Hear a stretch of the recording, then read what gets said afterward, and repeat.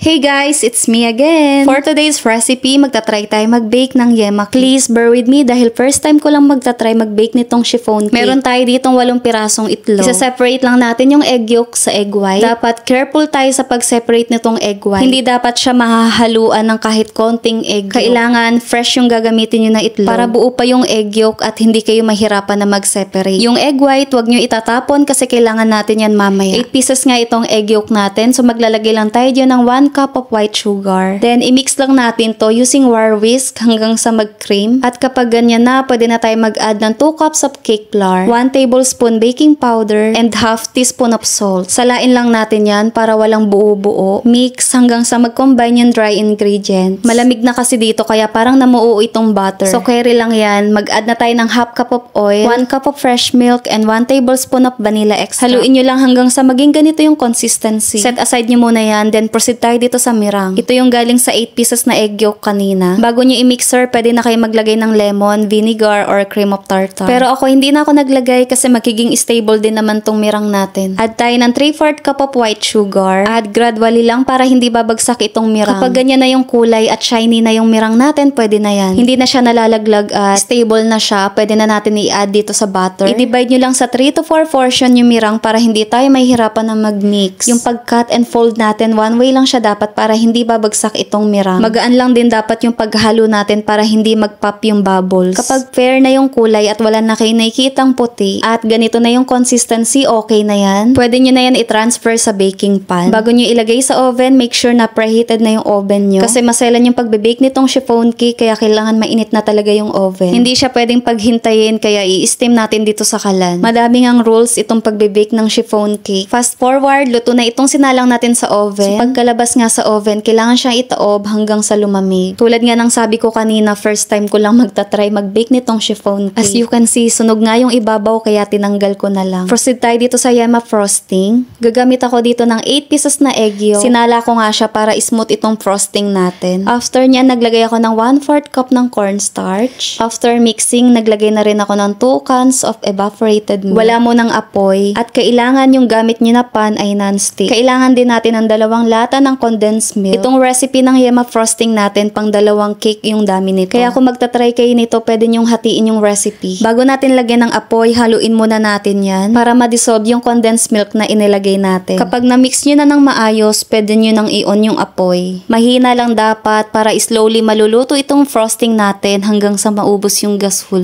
Wala dapat hinto yung paghalo para hindi siya didikit sa ilalim at hindi rin siya masusunog. Kapag lumalapot na, pwede na kayo maglagay ng 20 grams of butter at half teaspoon ng vanilla. Habang tinutunaw natin yung butter, pwede na natin i-off yung kalan. Stir continuously hanggang sa maging smooth itong frosting natin. Habang mainit pa, i-transfer na natin yan sa lalagyan. Kung plano nyo na magluto nitong yema frosting, mag-ingat kayo kasi kapag napatakan kayo niyan, lapnos talaga. I-cover lang natin yan ng cling wrap. Idikit nyo yan para hindi siya magmo-moist. I-rest lang natin yan sa room temperature habang hinihintay natin na lumamig. After 2 hours, malamig na at nag-set na itong yema. Itong nilalagyan natin ng filling, ito yung in-steam natin sa kalan. Hindi ko na tinanggal yung toasted sa ibabaw. Hindi naman siya sunog kaya ayos lang yan. Ito naman second layer, ito yung binake natin sa oven. Damihan natin tong frosting para mas masarap yung yema cake natin. First time ko nga lang mag-try mag-bake nitong chiffon cake. Hindi talaga siya madaling i-bake. Kailangan kabisado nyo yung oven na gamit nyo. Kasi kapag hindi nasunod yung temperature na kailangan nitong chiffon cake, possible na bumagsak at hindi aalsa ng maayos itong cake natin. While baking, hindi rin pwedeng buksan yung oven hanggat hindi siya naluluto kasi magde-deflate. Tapos na nga ako mag-frosting, naglalagay lang ako ng kaunting design. For toppings naman, gumamit lang ako ng cheese. Kailangan chilled yung cheese na gagamitin nyo para madali nyo siyang maigigray. At para naman magandang tignan yung toppings nyo, one way lang dapat yung pagkudkud nyo sa cheese para mahaba siya at hindi siya maputol. Nilagay ko lang siya sa ref ng overnight para mag-set. At ito na yung finished product ng ating yema cake. Baka magtaka kayo kung bakit may 29 dyan. First time ko nga mag-bake guys ng sarili kong cake. Hindi man naging perfect pero carry naman. Not bad for first timer. Kung bakeries ka nga, kita mo agad yung imperfections. Hindi man natin na perfect yung base cake pero masarap naman yung frosting. Sabi nga nila, practice makes perfect. Had so much fun baking this cake so yeah, definitely will bake again. Once na ma-perfect ko itong pagbe-bake ng chiffon cake, isa-share ko siya sa inyo guys. That's all for today. Thank you for watching. Please don't forget to follow, like, share, and subscribe.